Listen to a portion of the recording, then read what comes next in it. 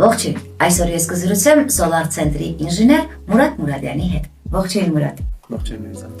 Ինչպիսի միջոցներ եք կիրառում արևային համակարգի երկարատև աշխատանքի համար։ Համակարգի երկարատև աշխատանքի համար ի սկզբանե ավելի շատ հաշվի առնում ոչ թե միջոցները, որը կիրառվում է, այլ ընտրվում է ապրանքանիշը, որը ապահովում է արևային համակարգի առավել երկարատև աշխատանքը, ինչպես նաև համակարգի ճիշտ տեղադրումը։ Իսկ որքանով է արդյունավետ արևային համակարգը Հայաստանի կլիմայական եւ աշխարհագրական պայմաններում։ Հայաստանի կլիմայական եւ աշխարհագրական պայմաններում արևային համակարգի տեղադրումը լիովին արդարացված է։